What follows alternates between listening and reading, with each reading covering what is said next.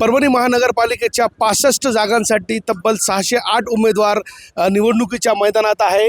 काल उमेदवारी छाननीच्या छाननी अंती 21 इच्छुकांचा अर्ज या ठिकाणी बाद झालेला आहे। त्यामध्ये प्रामुख्यानं वंचित बहुजन आघाडी, शिवसेना उद्धव बाळासाहेब ठाकरे, मनसे, बसपा आणि जनसुराज्य पक्षाचे प्रत्येक एक उमेदवारांचा उमेदवारी अर्ज बाद या ठिकाणी झालेला आहे। तर तब्बल 14 पक्षांचा उमेदवारी अर्ज या ठिकाणी बाद झालेला आहे।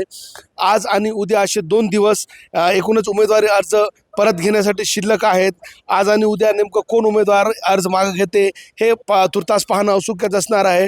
परभणी महानगरपालिकेचा विचार केला असता प्रामुख्यानं अजितदादांची राष्ट्रवादी आणि शिवसेना उद्धव बाळासाहेब ठाकरे, काँग्रेस आणि भारतीय जनता पक्ष अशी प्रमुख लढत आहे। त्यात वंचित बहुजन आघाडीसह महाराष्ट्र नवनिर्माण सेना आणि यशवंत सेनेचा अँगलही आहे। खरं तर मोठ्या प्रमाणावर इच्छुकांनी या ठिकाणी उमेदवारी अर्ज दाखल केलेला आहे। आज आणि उद्या 2 दिवस असे उमेदवारी अर्ज माघारी घेण्यासाठी आहे आणि उद्या 3 वाजता नेमके चित्र स्पष्ट होणार आहे की कोण आणि किती उमेदवार निवडणुकीच्या मैदानात आहे।